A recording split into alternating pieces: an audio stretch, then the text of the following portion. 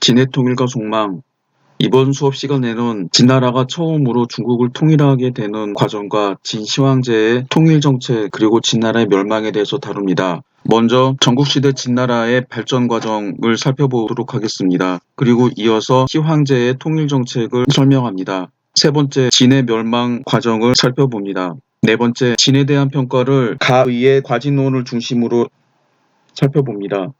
지금 보시고 있는 지도는 전국시대 지도입니다. 왼쪽에 있는 파란색으로 된 게 진나라 영토인데 자세히 보시면 이 진나라의 영토가 확장되는 모습 지금 보여주고 있습니다. 검은색으로 된 지역, 왼쪽 지역, 즉 서쪽 지역이 진나라의 영토입니다. 이처럼 진나라는 영토를 상당히 넓혀서 당시 중국의 3분의 2 가량을 차지했다고 합니다. 이 지도로 해서 보면 3분의 2처럼 보이지는 않는데 이 지도에서 사실 진나라는 초나라 영토를 이 지도에서 표기가 된 것보다 훨씬 더 많이 점령했습니다. 첫 번째, 전국시대 진나라의 발전 과정을 살펴보도록 하겠습니다. 진나라는 전국시대 중기까지 중원 서쪽 변방에 있던 후진국이었습니다. 이적으로 취급당했습니다. 사실 이 부분에 대해서 진나라는 주변에 있었던 융적이라고 불렸던 집단들을 정복하고 영토를 확장했습니다.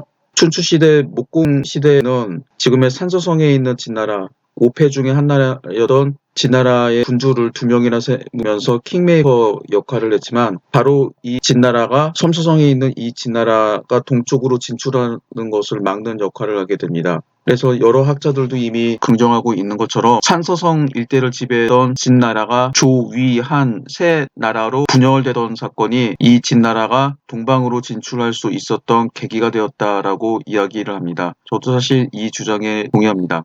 춘추 말이었던 효공시대 진나라는 대대적인 개혁을 하게 됩니다. 이전 수업 시간에 살펴본 것처럼 상항의 개혁, 중국에서는 상한변법이라고 부릅니다. 몇 가지 개혁 정책을 취했고 그 다음에 수도를 함양으로 옮깁니다. 이전 수업 시간에도 이야기를 했는데 수도를 함양으로 옮긴 조치는 그 전에 있는 수도가 훨씬 더 서쪽에 있었는데 본격적으로 동방으로 영토를 확장하겠다라고 하는 의지가 숨어져 있었습니다. 효공 시절에 영토를 확장을 하게 됩니다. 효공과 상항 즉 공손왕이 개혁 정책을 취한 다음에 동쪽으로 위나라를 공격했습니다. 진의 첫 공격 목표는 동방의 강국인 위였습니다. 공손왕은 일찍이 진과 위는 양립할 수 없다는 사실을 알고 있었으므로 기원전 352년 위나라의 옛 수도였던 안읍, 바보 같은 위 해왕은 기원전 365년 대량 즉 지금의 하남성 개봉시로 첨도하게 됩니다. 안읍을 공격해서 파괴했습니다. 기원전 340년 공손왕은 위나라를 공격해서 위나라 장군 공손왕을 생포하고 화서 지역, 황하 서쪽 지역을 점령했습니다. 그래서 이후 진나라는 위나라와 황하를 기준으로 국경선을 삼게 되었습니다. 영토가 동쪽으로 확장하게 되자 동방 진출이 아주 편리하게 되었습니다. 그해 즉 340년 진효공은 공손왕을 상에 봉했습니다. 그래서 공손왕을 상군이라고 불렀기 때문에 후세 사람들은 공손왕을 상왕이라고 부릅니다. 기원전 338년 효공이 죽고 아들 해왕이 즉위했습니다. 이전에 해자가 들어가면은 다 멍청한 군주라고 이야기를 했었는데 해자가 들어가는 군주 중에서 유일하게 뛰어났던 사람이 이 진해왕 혹은 해문왕입니다. 해왕은 태자 때부터 공손왕을 싫어했기 때문에 즉위하자마자 공손왕을 죽였습니다. 그러나 공손왕의 개혁 정책은 계속되고 해왕은 상황이 구축한 부강에 의해서 영토를 확장할 수 있었습니다. 해왕 즉위 초 동주 낙양 사람 소진이 진에 유세를 했으나 소진은 기용되지 않습니다. 이에 소진은 합종책을 제창하고 육국이 합하여 진을 공동으로 방어하자고 주장했습니다. 그러나 그 효과는 별로 크지 않았습니다. 소진의 동학이었던 위나라 사람 장의는 기원전 320년 진나라 재상이 되었습니다. 이때 진나라는 이미 한국관 동쪽의 섬, 고곡, 평주 일대까지 모두 하남성과 산서성 일대 지역입니다. 여기까지 달하고 있었습니다. 기원전 316년 진은 촉을 멸해서 그 지역을 점령했습니다. 촉은 본래 현재의 차천성 성도시 일대에 있었고 또 다른 소국인 파, 현재의 중경시에 있었던 이 두 나라와 싸우고 있었는데 진나라는 이 기회를 이용해서 두 나라를 점령하고 영토를 확장하게 됩니다. 현재 사천과 중경시 일대는 파촉 지역이라고 불렸는데 이 지역은 쌀 농사가 잘 되고 비옥한 지역이었으며 비단이 생산이 됐던 지역입니다.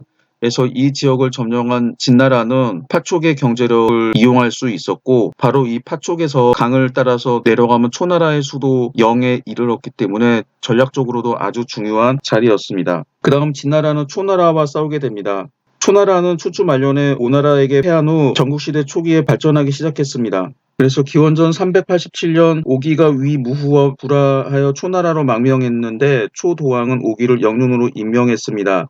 오기는 위의 새로운 정책을 초나라에 실시해서 군사들을 훈련시키고 생산력을 확대시켰으며 귀족의 권리를 대폭 삭감했습니다. 오기는 도왕 사후 귀족들의 폭동에 의해 죽었으나 이때 지배층도 이 때문에 거의 살해되었다라고 합니다. 이때부터 초의 정치는 새로운 단계로 들어서게 되었으며 영토는 나날이 확대되었습니다. 초나라는 기원전 334년 월나라를 멸망시키고 북쪽으로 하남성 중남부와 한동성 남부, 동쪽으로 강소성과 절강성 지역까지 지배하게 되었습니다. 초나라는 영토를 확장했을 뿐만 아니라 전국시대 초기와 중기까지 큰 전쟁을 겪지 않았습니다. 따라서 당시 동방의 강국 위나라는 이미 쇠약해졌으므로 자연히 초나라가 진의 상대가 되었습니다. 진 해방 때는 초나라 회왕 시기입니다. 초 회왕은 제나라와 우호 관계를 맺고 있었습니다. 진나라는 당연히 이 두 나라의 우호 관계를 원하지 않아 기원전 313년 장의를 초나라에 파견해서 땅을 준다는 미끼로 제나라와 절교를 권했습니다. 멍청한 초나라 회왕은 땅을 준다는 말에 욕심을 가지고 제나라와 단교를 했습니다. 그러나 진나라는 토지를 주지 않았습니다.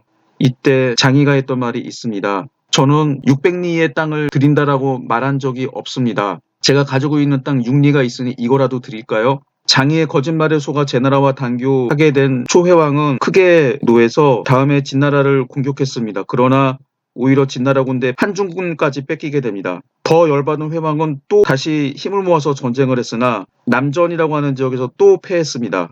그래서 초나라 세력은 더 크게 쇠퇴하게 됩니다. 장의는 이 기회를 타 각국을 유세하면서 연행책을 제창합니다. 육국이 진나라와 친하게 지내는 게 훨씬 더 낫다는 겁니다. 이 외교 공세는 일시에 크게 효과를 거둬 각국이 진나라에게 성의를 보였습니다. 이때가 기원전 313년에 이었습니다. 바로 그 해 진해왕이 죽고 아들 무왕이 즉위했습니다. 장의는 무왕과 사이가 나빴기 때문에 기원전 310년에 위나라로 망명갔습니다. 그러자 여러 나라들이 연행책을 벌이고 다시 진나라에게 대항했습니다. 무왕은 주나라 영토를 공격을 하고 주나라의 수도에 들어가 주나라의 구정을 직접 들었다라고 합니다. 무왕은 원래 힘이 세서 주변에 장사들을 데리고 다녔는데 자기가 얼마나 힘이 센가라고 하다가 정을 들다가 힘이 붙여서 정을 놓치게 되고 그 정이 무왕의 발을 자르게 됩니다. 그 출혈 때문에 무왕이 죽게 됩니다. 이때 수많은 무왕의 동생들이 서로 왕이 됐다고 싸우다가 이 권력투쟁에서 승리한 게 소양왕입니다. 소양왕 초년에는 외적인 위험이 전횡을 하면서 여전히 영토 확장하는 정책을 취했습니다. 이때 기용이 됐던 명장 백기가 한, 위, 조, 초 등과 싸워서 계속 승리하고 영토를 확장하게 됩니다. 이때 제나라는 연나라의 공격을 받아서 한때 수도가 점령이 되고 70여 성을 빼앗겼습니다. 겨우 나라를 되찾았지만 제나라는 이미 이전과 같은 강대국이 아니었습니다. 그래서 진나라에 대항할 수 있는 세력은 없었기 때문에 진나라는 영토 확장을 계속하게 됩니다. 이때 진나라와 국경선을 맞닿고 있었던 한나라와 위나라는 영토를 거의 절반이나 뺏겼습니다. 초나라도 거의 절반이나 해당하는 땅을 뺏겼습니다. 기원전 280년에서 278년 사이에 2, 3년 동안 현재의 호북성과 호남성에 해당하는 지역을 뺏기고 수도였던 영도 진나라에게 함락되었습니다. 그래서 초나라는 진으로 북천할 수밖에 없었습니다. 진이라고 하는 지역은 원래 춘추시대에 있었던 나라 이름인데 하남성 해양현 일대에 해당합니다. 조나라도 진나라와 전쟁에서 패했으나 다행히 그 피해는 크지는 않았습니다. 기원전 270년 진나라와 조나라가 싸우는데 이때는 조나라가 이기고 진나라가 졌습니다. 바로 그해 즉 270년 진나라는 전략을 바꿔서 소양왕은 위나라 출신인 범수 혹은 범저라고도 발음합니다. 의 권위를 받아들여서 원교 근공책을 취하게 됩니다. 즉 멀리 있는 그런 국가들과 외교 관계를 맺고 가까운 국 포위한 다음 가까운 지역에 있는 나라를 공격하는 정책을 뜻합니다. 그래서 한나라와 위나라를 공격해서 영토를 확장했습니다. 따라서 다른 나라들을 넘어서 원정하지 않고 불필요한 낭비를 줄였으며 조나라, 초나라 등과 연합해서 한 위를 고립시켰습니다. 이 전략이 시행된 지 10년 동안 가장 큰 피해를 입은 게 한나라인데 황하 이북의 영토를 모두 진나라한테 뺏겼습니다. 이어서 진나라는 조나라를 공격을 하게 되는데 장평에서 전국시대 최고의 전투가 벌어지게 됩니다. 기원전 260년입니다. 이해 진해 장군 왕흘이 한나라의 상당군을 점령했습니다. 이때 한나라 사람들이 조나라로 많이 피난하자 조나라는 연파를 보내서 장평에 주둔하게 하고 이들을 안무하도록 했습니다. 이 때문에 진나라 군대와 충돌이 일어나게 됐습니다. 연파는 수비 전략으로 지구전을 택하여 가끔 출전하여 응전하면서 날짜만을 끌어 진나라 군사들이 스스로 물러가게 하였습니다. 진은 비록 적은 승리를 하였으나 연파의 전략에 곤욕을 당했습니다. 이때 유언비어를 퍼뜨려 마침내 조나라로 하여금 연파를 소환하게 하고 조사의 아들 조과를 총사령관으로 임명하도록 공작을 하게 됩니다. 조과는 군사이론가였지만 실제적인 전투 경험은 없었습니다. 그는 연파를 대신하여 장군이 된 이후 즉시 출전하여 진군을 공격했습니다. 이때 진나라는 총사령관을 왕흘에서 명장 백기로 바꿨습니다. 조나라는 진나라 복병의 습격을 받고 군대가 둘로 나뉘게 되고 각각 진지를 구축해서 수비하게 되었습니다. 진나라 군대는 조나라 군대를 포위하고 한해 지역, 지금의 하남성 중에서 황하 이북 지역을 지칭하는 지역 이름입니다. 15세 이상의 남자를 징발해서 장평으로 보내 조나라의 구원병과 식량을 끊어버렸습니다. 조나라 군대는 고립무원이 돼서 포위된 지 46일 만에 식량이 다하자 포위를 뚫으려고 했으나 실패하게 됩니다. 마침내 조과의 정예부대를 이끌고 출전하였으나 진나라에게 패하고 살해되었습니다. 총사령관은 이런 조나라 군대는 투항했는데 그 수가 40만 명에 달했다라고 합니다. 진나라는 어리고 약한 사람들 240명만 돌려보내고 나머지는 전부 다 몰살시켰습니다. 이 싸움으로 조나라는 45만 명이 죽었습니다. 그래서 국력이 크게 쇠퇴해졌습니다. 조나라가 이 전투에서 패하게 되자 육국의 운명은 곧 진나라에 망하는 것으로 정해지게 됩니다. 장평전에서 승리를 거둔 백기는 곧바로 조나라의 수도의 한단을 공격하려고 했으나 범수가 한나라와 위나라의 로비를 받고 철군을 주장하게 됩니다. 한나라와 조나라는 진나라의 땅을 떼주고 강화했습니다. 비하인드 스토리를 보면은 만약에 백기 장군이 조나라를 정복하게 되면은 재상이었던 범수보다 더 뛰어난 공을 세우게 된다라고 한나라와 위나라의 사신들이 이간질을 하게 되고 범수도 백기 장군이 자기보다 잘 나가는 것을 참을 수 없었기 때문에 모함을 했다라고 합니다. 그래서 백기와 범수 사이에 흠이 벌어지게 됩니다. 기원전 258년 진나라는 왕릉에게 조나라의 수도 한단을 공격하게 했으나 실패했습니다. 소양왕은 다시 백기를 총사령관으로 임명해서 지휘하도록 하였으나 백기는 이를 거부했습니다. 그러자 소양왕은 백기를 파면하고 병방으로 유배를 보냈으나 다음에 백기는 스스로 목숨을 끊게 됩니다. 이때 위나라의 공자 무기 즉 신능군은 이때 조나라를 구원해서 진나라 군대를 크게 물리치게 됩니다. 그래서 한단의 포위는 풀려서 정세는 잠깐 평온해집니다. 기원전 256년 진나라는 다시 한나라와 조나라를 정벌해서 한나라의 양성, 부서 등을 점령하고 주왕실의 영토까지 육박했습니다. 기원전 256년 진나라가 한나라를 정복하자 당시 주나라는 서주와 동주로 나눠져 있었는데 서주가 먼저 두려워하게 되고 난왕은 제후와 합의하여 정예군으로 진나라를 공격했습니다.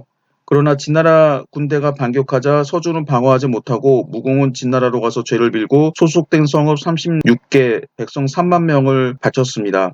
진나라는 그를 다시 서주로 돌려보냈습니다. 그해 즉 기원전 256년 난왕이 죽고 난왕의 뒤를 계승할 사람이 없게 되자 주나라는 이로써 망하게 됩니다. 다음해 즉 기원전 255년 서주는 진나라한테 병합이 되었습니다.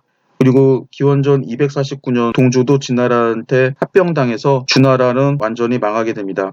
소양왕이 죽은 후 효문왕, 장량왕이 차례로 즉위했으나 효문왕은 3일 만에, 장량왕은 4년 만에 모두 죽었습니다. 그래서 기원전 247년 장량왕이 죽자 아들 정이 즉위했는데 이때 나이 겨우 13살이었습니다. 따라서 이때 진나라의 정치는 태후와 재상 여부리가 담당하게 됩니다.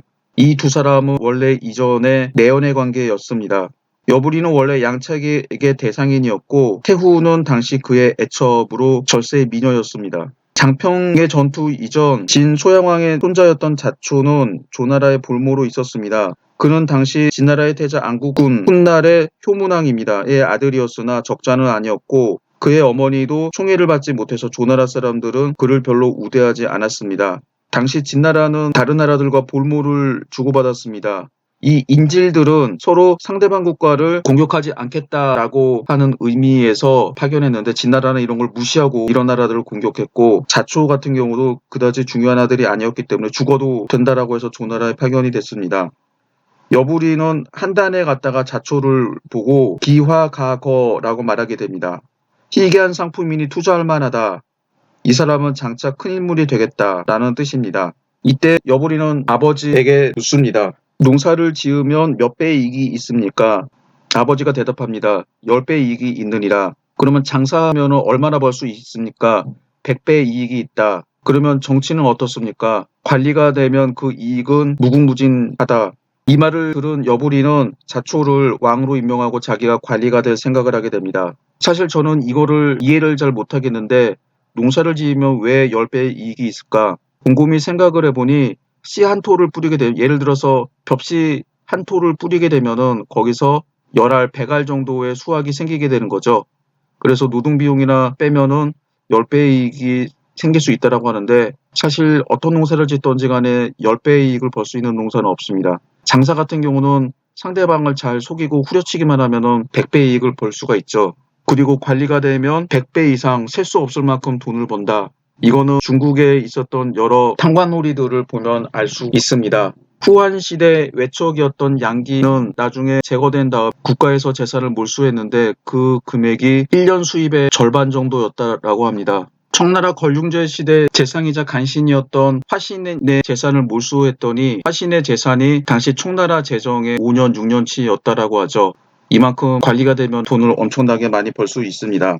사기 여부리전을 보게 되면은 여부리는 500금을 자초에게 주면서 조나라 사람들과 교류하도록 했습니다. 그리고 500금을 가지고 여러 가지 물건들을 사서 진나라로 가서 로비하게 됩니다.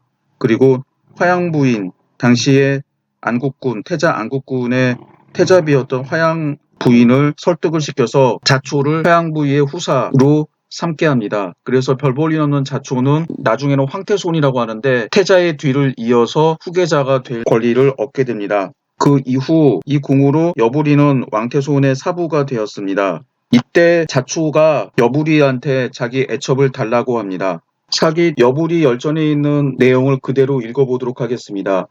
여부리는 한단의 여러 첩 중에서 절세 미인이며 춤을 잘 추는 여인을 얻어 동거하였는데 그녀가 임신한 것을 알게 되었다. 한편 자초는 여부리의 집에서 술을 마시다가 그녀를 보고 마음에 들어 이에 일어나 축수를 빌면서 그녀를 요구하였다. 여부리는 화가 났으나 이미 자초를 위해서 가산을 탕진하며 진기한 재화를 낚으려는 계략을 상기하고 마침내 그 첩을 바쳤다. 그녀는 스스로 임신한 몸임을 숨기고 만삭이 되어 아들 정을 낳았다. 자초는 마침내 그 첩을 아내로 맞이하였다. 이게 원문인데 이 정, 즉 시황제는 자초의 아들이 아니라 바로 여부리의 아들이라고 하는 게 사마천의 기록입니다.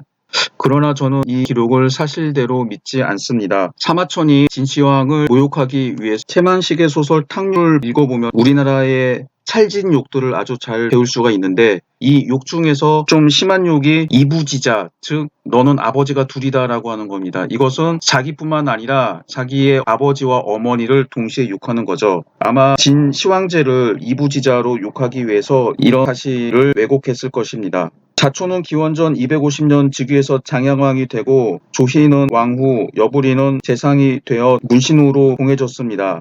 장양왕이 죽은 후 여부리는 진왕정이 아직 힘이 없는 어린애인 것을 이용해서 정권을 장악을 하고 태후와 다시 밀회를 하게 됩니다. 그런데 여부리는 진왕정이 커가게 되자 태후와 자기와의 관계가 발각되어 팔을 당할까 두려워하게 됩니다. 그래서 당시에 정력이 좋다라고 하는 노예를 태후에게 바칩니다. 정력이 좋았던 노예는 침대에서 밤일을 잘해서 태후를 만족시켰고 이에 태후는 노예를 열후에 봉하게 됩니다.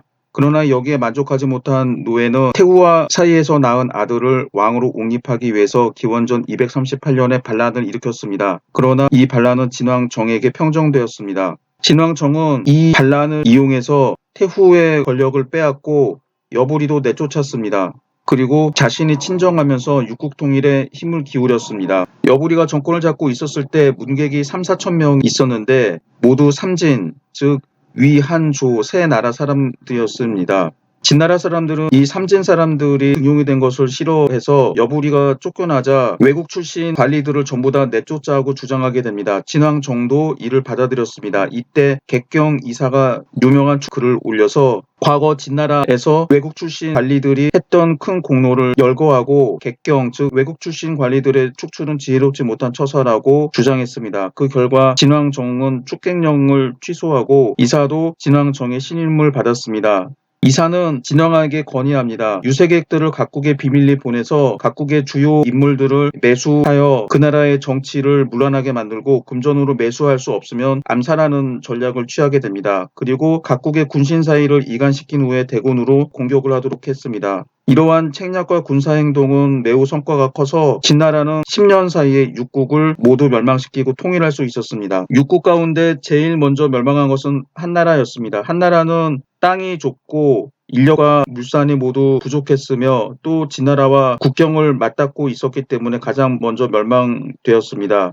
기원전 230년 진나라는 내사 등에게 한나라를 정벌하도록 하니 한 왕을 사로잡았습니다. 이 지역에 영천군을 설치하게 됩니다. 기원전 228년 조나라가 망했습니다. 진군은 기원전 234년 조나라의 장군 이목에게 패했으나 기원전 229년 조왕의 통신이었던 곽계를 매수해서 이목이 반란을 음모한다고 무고해서 죽이게 합니다. 이목이 피살되자 조나라도 결국 멸망하게 됩니다. 한나라와 조나라를 멸망시킨 후 진나라는 위나라를 공격했는데 기원전 227년 연태자였던 단이 형가를 보내 진왕정을 암살하려고 해다 실패하게 됩니다. 그러자 진나라는 먼저 연나라를 정벌했습니다. 연나라는 소왕 때 제나라를 물리치고 동호를 격파하여 영토를 확장했으나 동북쪽에 치우쳐 있어서 국력이 강하지 못했습니다. 진나라는 연나라를 정벌하여 연 본토가 함락되자 연왕 희는 요동으로 물러나 태자 단을 죽이고 화해를 청했습니다. 기원전 225년 진군은 두 갈래로 위나라와 초나라를 공격했습니다. 위나라를 공격하는 진군은 왕분이 지휘하였고 초나라를 공격한 진군은 이신과 몽염이 지휘하였습니다. 이해 왕분의 군대는 대량을 공격해서 위왕 가를 살해함으로써 위나라를 멸망시켰습니다. 이신은 초나라 군대에 크게 패했는데 왕분의 아버지였던 왕전이 60만 명을 거느리고 초나라를 공략했습니다. 이듬해 왕전은 초군을 크게 격파하고 초나라 장군 항연을 살해했습니다. 초나라는 회남으로 물러갔으나 기원전 223년에 멸망하게 됩니다. 기원전 222년 진나라는 다시 왕분에게 요동을 공격하게 하여 연왕 희를 사로잡아 연나라가 망하게 됩니다. 조나라가 망한 후 조나라 공자였던 가가 대로 도망가 대왕이라 칭하고 자립했습니다. 이때 조나라 사람들이 대왕 가에게 몰려들었으나 이해에 진나라에 평정되었습니다. 이제 남은 나라는 제나라였습니다. 제왕 건은 제위 40여 년 동안 친진 정책을 취했고 국토가 동쪽의 해안지대에 있어서 40여 년 동안 전쟁이 없었습니다. 그러나 기원전 221년 진나라 군대가 연나라에 남하하여 돌연 임치로 공격을 하게 되자 제나라는 저항하지 못하고 항복하게 되면서 제나라마저 망하게 됩니다. 이로써 진시황제는 중국을 통일하게 됩니다. 지금 보시는 지도는 전국거입니다. 원래 한나라가 진나라의 힘을 약화시켜서 토목공사를 지켜서 힘을 빼기 위해서 전국이라고 하는 수리 전문가를 보냈는데 이 전국거는 전국의 이름을 딴 인공운하입니다. 이 수리시설 덕분에 4만여 경에 해당하는 토지를 비옥한 농토로 바꿀 수 있다라고 했습니다. 이 전국거의 위치가 바로 진나라가 동쪽을 공격하는 위치에 있었기 때문에 식량을 빨리 공급할 수 있는 곳을 옥토로 만들어서 결국은 운송비를 줄임으로써 진나라의 군량을 신속하게 공급을 해서 진나라가 통일하는 데 결정적인 역할을 하게 됩니다. 다음으로 시황제의 통일 정책을 살펴보도록 하겠습니다. 먼저 시황제는 황제라는 칭호를 만들게 됩니다. 당시 전국시대의 7개 나라 모두 왕이라고 칭했습니다. 그래서 6명이 왕을 제거한 후 중국을 통일했던 시황제는 왕이라고 하는 칭호가 격이 낮다라고 생각을 했습니다. 그래서 삼왕 오제의 덕을 겸하는 존재다라고 해서 황제라고 하는 칭호를 만들게 됩니다. 그리고 원래는 나라고 하는 1인칭 대명사였던 짐을 황제만이 사용할 수 있는 단어로 바꾸게 됩니다. 이 다음부터 짐은 황제만 사용하는 단어가 됩니다. 그 다음에 황제 명령을 조 혹은 조서, 조령이라고 합니다. 그 다음에 정복했던 6국의 지역을 군과 현으로 편제하고 전국에 36군을 설치했습니다. 사실 이 36군은 기록에 따라서 더 많아서 지금 학자들의 고증에 따르면은 이때 설치했던 군이 50개가 넘어간다고 합니다만 일단 사료 기록은 36군이라고 합니다. 그래서 시황제가 전국을 군현으로 편제하고 지방관을 임명하게 되는데 이런 지배체제를 군현지배체제라고 합니다. 군현지배체제의 가장 중요한 특징은 첫 번째 황제가 지방관을 직접 임명해서 각 지방으로 파견한다라고 하는 겁니다. 두 번째, 이때 지방관을 임명할 때 회피제를 적용하는 겁니다. 회피제는 지방관이 그 지역 출신이 아닌 타지 사람들을 임용하게 되는 겁니다. 만약 그 지역 사람들을 임명하게 된다면 그 사람이 그 지역의 사정을 잘 알고 있어서 통치를 잘할 수도 있지만 반대로 그 지역에 있는 사람들과 유착을 하게 되고 그리고 그 지역의 왕처럼 군림하게 되면서 중앙정부의 말을 듣지 않을 수가 있습니다. 그래서 가장 중요한 건 회피제입니다. 그리고 세 번째 특징은 이 시기에는 적용이 되었는지는 잘 알 수가 없는데 지방관의 임기를 정하는 겁니다. 원래 위진남북조 시대 때 지방관의 임기는 6년이었다가 수당시대가 되면은 절반인 3년으로 줄어들었다라고 하는데 이때도 임기제가 실시됐는지는 모르겠습니다. 그 다음에 네 번째로 중요한 원칙은 지방관의 권력을 여러 개로 나누는 겁니다. 군의 군수, 군승, 군위를 두었습니다. 그래서 군수는 일반적으로 행정을 담당하고 치안과 군대는 군위가 담당하도록 합니다. 이처럼 권력을 일반 행정과 군사, 지휘라고 하는 두 개로 나누게 됩니다. 나중에는 여기에 덧붙여서 권력을 더 세분화시키는데 예를 들면 명청시대 포정사, 도지휘사사, 안찰사가 있어서 포정사는 일반 행정을, 도지휘사사는 군대 지휘를, 안찰사는 감찰 업무를 맡게 합니다. 그 다음에 학정이라고 해서 학교와 과거제도를 담당하는 관리가 따로 있었습니다. 이처럼 권력을 세네 개로 나누게 되면 지방관의 권력이 약해지게 됩니다. 그래서 군현제배 체제는 이런 네 가지 특징이 있는데 시황제 시기에 임기제가 있었는지는 기록이 없어서 정확히 알 수는 없고 나머지 세 가지 즉 황제가 지방관을 직접 임명해서 파견한다. 두 번째 회피제도를 적용한다. 세 번째 권력을 두세 가지로 나눈다. 이런 것들은 시황제 시대 때 적용되었습니다. 이 군현제 문제와 관련해서 군현제와 봉건제와 관련된 사료를 읽어보도록 하겠습니다. 승상, 왕관 등이 말하기를 제후들이 이제 막 평정되었지만 연, 제, 초 나라의 땅이 너무 멀어서 왕을 두지 않으면 그들을 제압할 수 없습니다. 청컨대 황자들을 왕으로 세울 것을 윤허하여 주시옵소서라고 하였다. 시황제가 군신들에게 이 의견을 상의하도록 하자 군신들이 모두 그것이 유리하다고 여겼으나 정의 이사가 다음과 같이 이 의를 제기하였다. 주의 문왕, 무왕은 많은 자제들과 일족을 왕으로 봉했지만 후손들이 점차 소원해지고 멀어져서 서로 원수처럼 공격했고 심지어 제후들끼리 서로 정벌하였음에도 주나라의 천자는 그들을 막을 수 없었습니다. 이제 천하가 태하의 신령에 의해서 통일되어 모두 군현으로 삼았으니 황자나 공신들에게 국가의 부세로서 후한상을 내린다고 하면 그들을 다스리기 매우 쉬울 것입니다. 그렇게 하시면 천하에 다른 마음이 없을 것입니다. 이것이 바로 천하를 안녕케 하는 계책이오니 제후를 설치하는 것은 좋지 않습니다. 그러자 진시황은 이렇게 말했다. 전쟁이 멈추지 않아 천하가 모두 고통받고 있는데 이는 제후왕이 있기 때문이다. 선조의 신령에 의지하여 이제 천하를 평정하였는데 이제 또다시 제후국을 세운다는 것이 다시 전쟁을 조성하는 것이니 안녕과 평정을 구하는 것이 어찌 어렵지 않겠는가.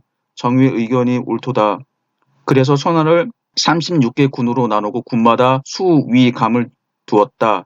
여기에서 원래 승상왕관을 비롯한 신하들은 주나라 즉 서주 시대 때의 봉건제를 다시 실시하자고 했습니다. 이에 대해 이사가 반대하게 됩니다. 시황제는 이사의 의견에 따라서 봉건제 대신에 군현제를 택하게 됩니다. 36개 군에 파견되었던 수, 즉 군수, 위, 군위, 감, 군감이라고 하는데 군수는 일반 행정을, 군위는 군대 지휘를, 감은 감찰 업무를 맡게 됩니다. 이어서 그 다음에 있는 문단을 읽어보겠습니다. 백성을 일컫는 말을 바꾸어 검수라고 하게 하고 전국에 큰 연회를 베풀었다. 천하의 병기를 수집하여 함양에 모아놓고 전국의 부호 12만호를 함양으로 이주하게 하였다. 조묘, 장대궁, 상림원이 모두 위수의 남쪽 언덕에 있었다. 이것들은 진나라가 제후들을 평정할 때마다 그 나라의 궁실을 모방하여 함양의 북쪽 산기슭에 지은 것인데 남쪽으로는 위수가 흐르고 옥문 동쪽에서 경수, 위수에까지 이르며 궁전 사이에 구름다리와 주각이 서로 연 이어져 있으며 제후들에게서 뺏은 미인과 종고가 이곳을 메우고 있었다. 사기 진시황 본기. 여기에서 진시 황제가 했던 정책들이 모두 있습니다. 하나하나 설명해 보도록 하겠습니다. 이때에 했던 가장 중요한 게 각종 규격을 통일하는 조치였죠. 그래서 도량형, 문자, 화폐, 수레폭 등을 통일하게 됩니다. 도량형과 문자, 화폐 이런 것들을 통일하게 했다라고 하는 것은 국가가 한 가지 기준에 따라서 세금을 걷고 백성들에게 노동력을 징발하고 군역을 부과하기 위한 조치였습니다. 특히 문자를 통일하는 것은 당시 중국 사람들의 말이 달랐기 때문에 문자마저 다르게 되면 의사소통을 제대로 할 수 없었습니다. 그 다음에 당시에는 문서행정이 있어서 문서로 의사를 주고받았기 때문에 이런 문자 통일이 가장 중요합니다. 그 다음에 문화와 사상을 통제하기 위해서 분서갱유라고 하는 조치를 취하게 됩니다. 분서는 기원전 213년 박사 순우월이 봉건제도 회복을 주장하자 이를 반대하게 됩니다. 이사는 이를 반대하고 유생들이 정부 법령을 비판하며 백성들을 현혹시키고 다른 주장만 내세운다라고 하면서 정치에 대한 논의를 언급하도록 주장했습니다. 그리고 민간인이 정치성을 띤 서적을 몰수해서 소각할 것을 건의했습니다. 이 명령이 내려진 다음에 30일 안에 책을 소각하지 않으면 벌로 성단, 이라하여 불에다 불로 지져가지고 글씨를 씁니다. 이걸 묵형이라고 합니다. 그 다음에 숙성의 노역에 4년 동안 복역하게 했습니다. 그래서 육국의 역사책과 문학, 시서, 여러 사상가들의 책들을 전부 다 없앴습니다. 그리고 진나라의 역사책과 의학, 그다음에 복서라고 해서 점치는 책, 농사 짓는 법에 대한 책들은 없애지 않았습니다. 실생활에 필요했기 때문이죠. 여기서 제자백가의 책을 전부 다 없애게 됐는데 그러면 법가를 제외한 유가, 도가, 묵가 이런 책들을 어떻게 해서 지금까지 살아남을 수 있었을까요? 이거는 두 가지 이유가 있습니다. 첫 번째는 진나라가 통일한 지 얼마 안 돼서 바로 망했다라고 하는 점입니다. 두 번째는 이때 사람들이 책은 없애도 책에 있는 내용을 머릿속에 암기하고 있었습니다. 만약에 진나라가 오랫동안 지속이 됐었으면 머릿속에 책으로 암기하고 있었던 사람들이 죽으면 지식이 없어졌을 텐데 진나라가 바로 망하게 되자 이런 내용들을 암기하고 있던 사람들이 자기 암기하고 있던 내용을 구술하였고 이렇게 구술해서 만들어진 텍스트가 지금까지 남아있는 사서입니다. 그 다음에 갱유는 기원전 212년에 발생했습니다. 시황제는 원래 미신을 잘 믿고 자기가 불로장생, 즉 영원히 죽지 않기를 바라서 방사들을 해외로 파견해서 신성과 불사약을 구하도록 했으나 이들은 전부 시황제를 상대로 해서 사기를 치게 됩니다. 그리고 방사 후생, 노생이 시황제 행위에 불만을 품고 시황제를 비난하면서 도망쳐버렸습니다. 이에 열받은 시황제가 방사들을 탄압했던 게 갱유입니다. 이때에 함양성에 있던 유생들 460명을 전부 다 생매장시켰다라고 합니다. 그래서 여기서 유생이라고 해서 유학자를 탄압한 것처럼 생각되지만 실제로는 방사들, 즉 시황제를 상대로 사기치려고 했던 사람들을 전부 다 제거한 것인데 사실 분서라고 하는 거는 명백한 사상 탄압입니다만 갱유는 사기꾼들을 전부 다 죽여버린 거기 때문에 이거를 사상 탄압으로 보기는 조금 어렵지 않을까 생각합니다. 그 다음에 시황제는 제나라 사람이었던 추연이 오덕종시설을 헌상하자 이 학설을 채택하게 됩니다. 이 오덕과 관련된 문장을 한번 읽어보도록 하겠습니다. 시황제는 오덕이 순환 반복한다는 순서를 고찰하여 주나라는 화덕을 얻었는데 진나라가 주나라를 대신했으니 주나라의 화덕이 이기지 못하는 수덕을 따라야 한다고 여겼다. 그리하여 이제는 수덕의 시작이니 1년의 시작을 바꾸고 조정의 하례식도 모두 10월 초하루에 거행하였다. 의복, 깃발, 부절의 색은 모두 검은색을 숭상하였다. 수는 6을 기초로 하였으니 부절, 법관은 모두 6지로 규정하고 가마의 너비도 6자로 정했으며 6자를 일보라고 하고 수레 한 대를 6마리의 말이 끌게 했다. 황하를 덕수라고 계명하여 수덕의 시작을 나타냈다. 강이라고 어목하며 모든 일을 법에 의해서 결정하고 각박하고 인의, 은덕, 우호 따위가 없어야 오덕의 명수에 부합한다고 여겼다. 그래서 법령을 엄하게 하여 법을 어긴 자는 오랫동안 죄를 용서받지 못했다. 여기서 보신 것처럼 1년의 시작을 1월이 아닌 10월로 바꾸고 그래서 새해의 시작이 1월 1일이 아닌 10월 1일이 됩니다. 그 다음에 흑색, 숫자는 6을 강조하고 진나라는 수덕을 따른다라고 하게 됩니다.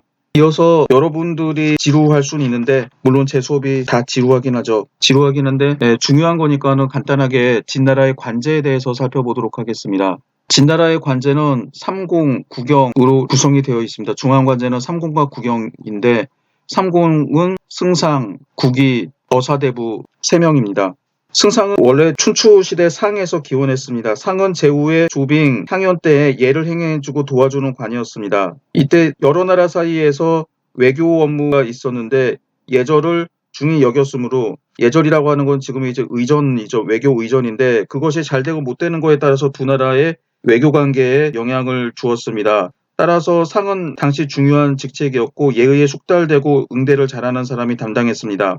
상은 그 임무가 중요했기 때문에 군주의 신임을 받는 사람이 임명되었고 유사시 국정도 맡아보게 되면서 점차 예관에서 국정을 총괄하는 관직으로 변했습니다. 이런 변화는 춘추시대부터 시작되었습니다. 예를 들면 관중, 안영 등은 상의 자격으로 국정을 맡았고 공자도 노나라의 상을 대리한 적이 있습니다. 그런데 상은 당시 정치적 지위는 높은 편이 아니어서 관중은 제환공의 상으로 지위는 경 아래였으며 공자는 대부 아래였습니다. 그러나 전국시대 귀족 세력이 몰락하고 군주들이 근신을 공경을 견제하려고 하였으므로 상의 지위는 점차 높아져서 최고 행정장관이 되었습니다.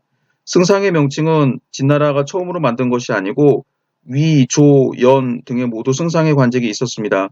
진나라가 승상을 처음 설정한 것은 무왕 2년, 즉 기원전 309년인데 좌우 승상을 두었고 소양왕 32년, 기원전 275년에 위염을 상국에 임명하여 상보다 더 높았습니다. 그 이후 진나라 정 때에는 여부리가 상국에 임명되었습니다. 이세 2년 기원전 208년 이사가 살해된 후 조고가 환관으로서 승상이 되었는데 중승상이라고 하였습니다. 앞에 중자를 붙인 것은 환관이라는 뜻의 의미를 담고 있습니다. 승상은 관리를 임명하며 상벌을 집행하고 국가 최고 의결권을 가지고 있었습니다. 또 승상의 건의와 요구는 황제가 거의 승낙을 하게 됩니다. 승상의 중요한 직속 관리로는 시중, 상서, 사인들이 있었습니다. 태위 혹은 국위는 전국시대 위에서 기원했으며 지배층을 대신해서 군대 문제를 담당하는 무관직이었습니다. 위는 처음에 군주의 시위에 불과했으나 후에 점차 국가의 군관이 되었습니다. 위의 최고 지위는 국위로 전국의 병사를 담당했는데 백기가 소양왕 때 국위에 임명되었습니다. 태위란 명칭은 시황제 통일 이후에 시작됐을 거라고 추측되며 전국의 군대를 장악을 했고 지위와 대우는 승상과 동일했으나 권력은 승상에 미치지 못했습니다. 군권을 장악을 했기 때문에 진나라 때뿐만 아니라 그 이후에도 태위는 늘 임명하는 게 아니라 공석으로 둘 때가 많았습니다. 어사대부는 부승상으로 어사 즉 시어사의 우두머리였기 때문에 대부라고 불립니다. 어사는 원래 군주의 측근 신하로서 사건을 기록하는 일종의 사관이었으나 전국시대에 군주의 신임을 얻게 되자 관리들을 감찰하여 군주의 이목, 눈과 귀가 되었으며 점차 관리들의 비행을 탄핵하는 감찰관이 되었습니다. 진은 대부를 두어 어사들을 감찰케 했는데 시황제 이전에 이런 관직이 있었습니다. 진나라가 천하를 통일하게 되자 중앙부서의 최고 관직이 되었습니다. 어사대부의 지위는 승상 다음이었습니다. 승상을 보좌하고 백관을 감찰했습니다. 어사대부에 속한 중요한 관리로는 어사승, 어사중승이 각 1명, 시어사가 15명 있었습니다. 어사승은 대내의 일, 중승은 주로 전문적인 감찰 업무만 맡았습니다. 삼공 다음으로 중요한 건 경이었는데 정의, 위위, 낭중령, 봉상, 소부, 치송내사, 전객을 합쳐서 구경이라고 합니다. 정위는 재판을 담당했습니다. 위위는 궁전 수비를 맡았습니다. 대부분 궁전마다 설치했으므로 궁전 이름 뒤에 위위가 붙습니다. 한나라 때에는 장락위위, 미양위위라고 해서 각각 궁전에 설치했습니다. 낭중령은 주로 수비와 그리고 황제를 옆에서 모시는 그런 역할을 하게 됩니다. 봉상은 황제의 능욱과 제사를 맡았으며 가장 중요한 궁중의 예의 문제 등을 관장했습니다. 소보는 주로 황실 재정을 맡았습니다. 치송내사는 국가 재정을 맡았습니다. 태복은 황제의 말과 수레, 목장을 관리하는 역할을 맡았습니다. 전객은 외국 사신을 접대하는 일종의 외교 업무를 맡았습니다. 종정은 황실 일족들을 관리하는 역할을 맡았습니다. 이어서 중위는 수도 지역을 수비하는 역할을 맡았습니다. 장가산안관을 보게 되면은 이 중자가 관중의 중자여서 즉 관중 지역, 즉 당시에는 수도가 있었던 지역을 관중이라고 했는데 이 지역의 군사력을 맡아서 처리하는 중요한 관직이었습니다. 지금 보시고 있는 지도는 진나라가 통일한 다음에 영토를 확장했던 지도입니다. 진나라가 통일을 한 다음에 가장 중요했던 게 당시 북방의 강국이었던 흉노를 비롯한 유목민들을 내쫓는 일이었습니다. 그 다음에 유명한 장성을 쌓게 됩니다. 우리나라에선 장성을 만리장성이라고 하는데 원래 명칭은 장성입니다. 기원전 215년 방사들이 망진자 호야라고 하는 참어를 올립니다. 이거는 진나라를 망하게 하는 건 호다라고 하는 뜻이었습니다. 시황제는 여기 나오는 호가 바로 오랑캐, 즉 흉노를 비롯한 유목민이라고 생각을 해서 군대를 보내서 흉노를 정벌하고 오르도스를 점령하였으며 장성을 쌓았다라고 합니다. 그러나 실제로 진나라를 망하게 했던 거는 흉노가 아니라 자기 아들이었던 호해였습니다. 시황제는 몽염에게 30만 대군을 이끌고 흉노를 공격하게 해서 오르도스 지방을 점령하게 했습니다. 이 오르도스 지방이 바로 함양의 북쪽에 있는 지역입니다. 황하가 북쪽으로 흐르다가 다시 동쪽으로 흐르다가 남쪽으로 흐르게 되면서 그 세 개에 있는 지역입니다. 이 오르도스 지역은 바로 함양과 가깝습니다. 여러분들이 이 지도를 보시면 오르도스가 왜 중요한지 아실 겁니다. 진나라의 수도가 있었던 관중이라고 하는 지역은 남쪽과 동쪽은 험한 산지로 있습니다. 그리고 오르도스와 관중 사이에 있는 지역을 보시면 약간 주름이 있어서 산지가 보이긴 하지만 관중의 동쪽과 남쪽에 비해서는 산이 험하지 않다라고 하는 것을 알 수가 있습니다. 그래서 오르도스 지역에 강력한 유목 세력이 있으면 바로 남하에서 관중 지역을 공격을 할 수 있습니다. 유목민들은 말을 타고 싸우는 기마병들인데 이들을 만약에 막지 못하게 되면 관중 지역이 크게 위태롭게 됩니다. 그래서 관중의 수도를 둔 왕조는 이 오르도스 지역을 비롯한 북방에 있었던 유목민들의 침입에 취약하게 됩니다. 그래서 이 관중을 지키기 위해서 여러 가지 전략을 취하게 됩니다.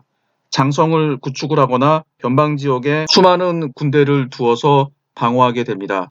그래서 관중의 수도를 두었던 왕조들 진, 한, 수, 당 이 네 왕조들은 처음에는 유목민 세력에 약했으나 나중에는 이 유목국가들을 다 물리치고 오히려 이 유목국가들을 정복을 하거나 이들로부터 영토를 많이 뺏어서 영토를 크게 확장할 수 있었습니다. 이 네 개 국가가 영토를 확장할 수 있었던 이런 배경에는 관중 지역의 지리적인 특징이 있습니다. 그래서 진시황제도 수도를 안전하게 방어하기 위해서 오르도스 지방을 점령해야 됐던 것입니다. 이 오르도스 지역은 전국시대 조무령왕이 흉노를 정벌해서 이 지역의 일부를 점령했습니다. 그러나 전국시대 말년에 흉노가 다시 이 오르도스 지역을 점령하게 하게 됩니다. 이때 진나라는 다시 오르도스 지역을 점령하게 되었습니다. 이어서 진나라 군대는 계속 진구 내에서 오르도스 밖으로 나가서 음산 산맥까지 진출하게 됩니다. 그리고 오르도스 북쪽 지역에다 구원군을 설치하고 34개의 성을 신축했습니다. 또 북쪽 지역의 안전을 확보하기 위해서 진나라는 기원전 214년부터 213년에 걸쳐 직도라고 불리는 넓은 군사도로를 건설했습니다. 이는 구원군에서 함양 서북쪽에 백여리에 있는 운양에 이르는 1800리에 달하는 도로이며 운양에서 함양까지는 경수를 통해서 이동할 수 있었습니다. 그리고 중요한 것은 장성의 축조였습니다. 본래 전국시대 연, 조, 진 이 세 나라가 장성을 쌓았습니다. 물론 북방의 이 세 나라 이외에도 제, 위, 초들도 각각 쪽 경계 혹은 남쪽에 있었던 국경에 장성을 쌓았습니다. 시황제가 쌓은 장성은 연, 조, 진 세 나라의 북쪽 변방에 있던 장성을 개축해서 연결한 것뿐이었다라고 합니다. 연나라의 장성은 전국 후기에 호를 격파하고 쌓은 것으로서 내몽골 자치구 지역부터 해서 요령성 요양시 북쪽에 이르렀다라고 합니다. 조나라는 숙후 기원전 349년에서 326년까지 재위했습니다. 그때 이미 장성을 축성했는데 무령왕 때 대규모로 수축했습니다. 대개 음산, 지금의 대청산 일대에서 내몽골 자치구 중부 지역을 지나고 있습니다. 연나라 장성 서쪽과 100여 킬로미터 떨어져 있었다고 합니다. 그 사이에 산, 즉 소오대산이 있어서 두 장성을 천연적으로 연결했습니다. 진나라의 장성은 대개 현재의 감숙성 동부와 섬서성 북부 지역에 해당하는데 서쪽에서는 임조에서 시작했고 동쪽으로 섬서성 북쪽 지역에 이르렀고 위나라의 장성과 서로 접하게 되었습니다. 그리고 흉노를 격파한 후 오르도스밖에 성을 쌓아서 오르도스 지역을 보호했습니다. 고걸에서 시작을 해서 동북쪽으로 오르도스 바깥 지역에 이르고 조나라 장성의 서쪽과 연결되었습니다. 그리고 다시 연나라 조나라의 장성을 연결해서 마침내 임조에서 요동에 이르는 소위 만리장성이 만들어지게 됩니다. 그리고 지도를 보시면 진나라는 남쪽 지역으로도 영토를 확장하게 됩니다. 전국시대 초나라의 남쪽 국경은 월나라가 접하고 있었습니다. 월인은 즉 월나라 사람들은 종족이 잡다하고 분포 지역도 넓었으나 대체로 네 군데로 나눌 수 있습니다. 현재의 절강성 남부에는 동구가 있었고 복건성에는 민월, 광동성과 베트남 북부에는 남월, 광서성에는 서구가 있었습니다. 이들 종족들은 진나라 시대 때는 백월이라고 불렸습니다. 반농 반 어렵 생활을 하고 있었고 중국의 청동, 철기 및 우마에 의지하고 있었습니다. 진이 육국을 멸한 후 동구 민월은 순조롭게 병합되었고 그 지역에 민중군이 설치되었습니다. 시황제는 남월과 서월을 무력으로 정벌하였습니다. 초나라를 정복한 후 시황제는 도수에게 50만 대군을 주어 남쪽으로 백월을 정벌하게 하였습니다. 진나라 군대는 상수를 거슬러 올라가 서구 국경에 이르게 되었으나 군량이 공급이 곤란하자 감군 사록이 60리에 달하는 운하를 만들어 상수와 주강을 의 상류인 이수를 통하게 했습니다. 그래서 조운을 편리하게 하였는데 이 운하를 영거라고 합니다. 월인들은 이들을 맞서 싸우다가 패하고 서구군은 피살되었으나 월인은 살림으로 들어가 계속 저항했습니다. 그러나 오랜 싸움으로 진나라 군대도 피로하고 식량이 떨어지자 월인이 역습하자 진나라 군대는 패하고 도수도 전사했습니다. 기원전 214년 다시 남쪽을 공격해서 백월을 평정하게 됩니다. 그리고 그곳에 계림, 남해, 상, 3군을 설치하고 죄인 50여만 명을 보내서 이 지역을 지키게 하였습니다. 그래서 진나라 영토는 남쪽으로 현재 베트남 북부 지역에까지 이르게 됩니다. 진시황제는 대규모 토목공사를 시행하였습니다. 장성, 아방궁, 여산릉 등을 만들었는데 100여만 명을 동원했다라고 합니다. 여산릉 주변에서 발견이 된 백마용 갱만 하더라도 엄청난 규모입니다. 여산릉은 높이 100m, 둘레가 2km 정도 되는 능이라기보다도 산 정도가 됩니다. 그리고 시황제는 여러 지방들을 돌아다녔습니다. 이거를 순행이라고 합니다. 시황제는 모두 5차례에 걸쳐서 중국 각지를 돌아다녔습니다. 사실 중국에서는 황제나 왕이 지방을 돌아다니는 일이 그리 흔한 일은 아니었습니다. 이처럼 순행을 했던 목적은 몇 가지가 있는데 가장 중요한 거는 특히 육국 지역에 있는 백성들에게 천하를 지배하는 황제의 존재를 각인시키는 것입니다. 그래서 시황제, 황제의 위엄을 그들에게 알림으로써 이들을 복속시키는 심리적인 전략이었습니다. 그러나 그것보다 더 중요한 것은 시황제가 주로 순행했던 지역들을 보게 되면은 옛날에 연나라와 제나라의 해안가 지역이었습니다.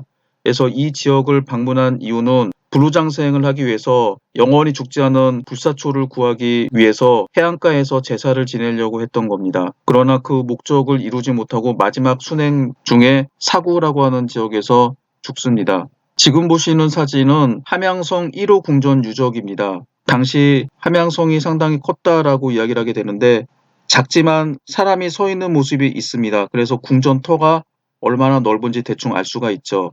이 사진은 1호 궁전 유지 모형입니다. 이 사진은 2호 궁전 유지 모형입니다. 지금 보시고 있는 것은 함양성 성벽입니다. 대개 중국에서는 황하 유역에 있는 가늘고 입자가 가는 흙을 물을 넣어서 위에서 다집니다. 다지면은 시멘트보다 엄청나게 딱딱해지게 되는데 이런 식으로 만든 성입니다. 이전에는 함양성에 과연 성벽이 있었느냐라고 하는 게 학자들의 큰 의문이었습니다. 진나라가 망하는 과정을 보게 되면은 유방의 군대가 유관을 돌파하게 되자 진나라 군대는 저항조차 하지 않고 3세 황제 자영은 저항조차 하지 못하고 유방에게 항복을 하게 됩니다. 그래서 이렇게 쉽게 공격을 했던 게 당시 함양을 지키는 성벽이 없었기 때문이 아니냐라고 추측을 하게 되는데 요새 여러 군데에서 함양성 성벽이 발견이 되고 있습니다. 지금 보시는 사진은 아방궁 유적이라고 합니다. 딱 봐도 궁전 터에 해당하는 그 대만 하더라도 상당히 높다라고 하는 걸 알 수가 있죠. 지금 보시는 거는 진시황제 능입니다. 어디가 능인지 잘 모르시겠죠? 지금 녹색으로 되어 있는 지역이 바로 시황제의 능입니다. 산처럼 보이죠? 높이가 100m이고 둘레가 2km니까 산이라고 해도 믿을 수 있을 겁니다. 중국은 우리나라와 달라서 옛날에도 그랬는데 지금인지는 모르겠는데 지금 대부분의 황제들의 능에 가보면 다 나무가 빽빽하게 자라고 있습니다. 우리나라 같으면은 상상도 못할 일이죠. 지금 보시는 건 병마용입니다. 서안에 가보면 반드시 병마용을 구경해야 된다라고 하는데 당시 진시 황제를 지키기 위해서 원래 사람을 순장을 시켜야 되는데 사람을 순장을 시킨 게 아니라 이처럼 병사들의 얼굴 모습 하나하나를 그대로 본떠 가지고 진흙으로 만든 군사들을 만들었습니다. 지금도 이제 여러 군데에서 발굴이 되고 있는데 여기서 보시는 것처럼 수천 명의 군사들이 있습니다. 왼쪽에 있는 사진은 이 병마용이 망가진 건데 당시에 이 병마용을 만들다가 사고가 나가지고 천장이 허물어지게 되면서 일부는 크게 망가졌다라고 합니다. 이 병마용 사진을 보시면은 모두 사람들의 얼굴이나 표정이 다 다르다라고 합니다. 그래서 실제 인물들의 모습을 본떴다라고 하는데 참 대단하죠. 왼쪽 사진을 보시면은 중국인이 구경하고 있는 모습을 보고 있는데 거의 사람 실물 크기와 유사합니다. 이런 거 하나하나 만드는데도 엄청난 돈이 들었죠. 지금 보시는 거는 병마용갱에서 출토된 동검입니다. 그리고 다음에 있는 건 청동 화살입니다. 여기서 병마용갱에서 철로 만든 화살이 아니라 구리로 만든 화살이 구리 합금으로 만든 화살이 발견이 됐는데 이게 단순하게 무덤에 넣기 위한 부장품이었는지 실제로 사용했던 건지 잘 모르겠습니다. 다른 박물관에서 봤던 연하도에서도 진나라의 동공과 창이 발견되었는데 이게 만약에 진나라가 연나라에 수출을 했거나 하사한 제품이 아니라 연나라 지역을 공격했던 군사들이 사용했던 거라고 하면은 우리가 아는 것과 달리 청동기 무기가 철기 무기만큼이나 자주 사용되었음을 알 수가 있습니다. 이거는 이제 좀 더 살펴봐야 될 그런 문제입니다. 여기서 몇 개의 사진을 보여드렸는데 이 사진을 보여드린 이유는 이게 진나라가 얼마큼 토목공사를 하는데 돈을 많이 들였나라고 하는 걸 알 수가 있습니다. 진나라의 인구는 약 2천만 명이었다라고 하는데 이 중에서 100만 명을 동원했다라고 하면은 20분의 1, 남녀 비율을 1대1이라고 치면은 성인 남성 10명 중에서 1명을 동원한 거니 적은 숫자는 아니었습니다. 게다가 이런 것들을 만드는데 흙을 모아가지고 쌓는 거야 그렇다 치더라도 이 병마용 군사 하나하나를 만드는데도 엄청나게 많은 돈이 들어가게 됩니다. 그리고 이는 진나라의 멸망의 한 원인이었다라고 합니다. 다음으로 진나라의 멸망을 살펴보도록 하겠습니다. 진나라가 망한 이유가 실정, 즉 정치를 잘못했기 때문이다라고 하죠. 진나라의 실정으로 가혹한 법가적인 통치, 가혹한 통제, 그리고 대규모 토목공사로 재정을 낭비하고 노동력을 소모했다라고 하는 점입니다. 당시 육국 사람들은 진나라처럼 가혹한 통제를 별로 좋아하지 않았기 때문에 진나라의 가혹한 통제는 진나라 사람들은 이미 익숙해서 버틸만 했지만 그렇지 못한 사람들이 견디지 못하게 되었다라고 합니다. 그리고 대규모 토목공사 때문이었다라고 하는데 장성, 아방궁, 여산릉 이 세 가지만 하더라도 진짜 엄청난 돈이 들어갔죠. 그 이후에 진시황제의 뒤를 이어서 황제가 됐던 이세 황제의 무능과 실정, 황간 조고의 농간을 들 수 있습니다. 시황제는 마지막 순행을 다녀오다가 기원전 210년 사고에서 죽었습니다. 시황제는 살아생전에 후계자 즉 태자를 정하지 않았는데 당시 시황제에게 간언을 했다가 쫓겨나서 장성을 쌓고 있는 몽영을 감독하라는 명령을 받고 있었던 부소에게 자신의 뒤를 이어 황제가 되라는 유언을 남기게 됩니다. 그리고 이 유서를 보내려고 했는데 이 조고가 이걸 가로채게 됩니다. 그 다음에 당시 승상 이사를 설득해서 부소와 몽염을 죽이고 당시 시황제를 따라왔던 호해를 황제로 옹립하는 음모를 꾸미게 됩니다. 효자 부소는 스스로 자살하라는 아버지의 실제로는 이사와 조고가 만든 가짜 편지를 받고 스스로 목숨을 끊었습니다. 몽염은 이에 저항했지만 몽염 역시 살해됩니다. 그리고 시황제의 관과 군사들을 데리고 함양으로 돌아온 이사와 조고는 호해를 황제로 옹립하고 나머지 형제 자매들을 전부 다 죽이게 됩니다. 이세 황제는 자기 아버지처럼 권력을 행사하게 되는데 이미 반란이 터졌음에도 불구하고 정신을 차리지 않았습니다. 그리고 조고는 후에 승상이었던 이사를 제거하고 자신의 권력을 장악을 했습니다. 조고가 이세 황제 주변에 인해장막을 쳐서 자기의 실정이 이세 황제의 귀에 들어가지 못하도록 했습니다. 그래서 이 인해장막이 제대로 쳐있나라고 하는 걸 알아보기 위해서 이세 황제와 신하들이 보는 앞에서 사슴을 갖다 놨습니다. 그리고 사슴을 말이라고 우기게 됩니다. 이세 황제는 저게 어떻게 말이야 저거는 사슴이야 라고 말합니다. 조고는 아닙니다. 이거는 말입니다. 제 말이 맞는지 폐하의 말이 맞는지 신하들한테 물어보십시오. 신하들은 이때 사슴이라고 하지 않고 말이라고 하게 됩니다. 이때 사슴이라고 말을 하거나 머뭇거렸던 관리들은 조고가 비밀리에 죽여버리게 됩니다. 그래서 여기서 나온 사자성어가 지록위마입니다. 사람을 바보로 만들 때 사용하는 그런 고사성어죠. 그리고 일본어의 욕에 해당하는 빠가라고 하는 욕이 바로 여기에서 나왔습니다. 그 이후 농민 진승이 반란을 일으키게 됩니다. 이게 중국 최초의 농민 반란인 진승오광의 난입니다. 진승오광이 했던 유명한 말이 있습니다. 왕후장상 영유종호라고 해서 왕후장상이 되는데 어찌 씨가 따로 있겠는가. 여러분들은 이 말을 고려시대 때 난을 일으켰던 만적이 했다라고 알고 있을지는 모르겠는데 이 말을 처음 한 사람은 바로 진승이었습니다.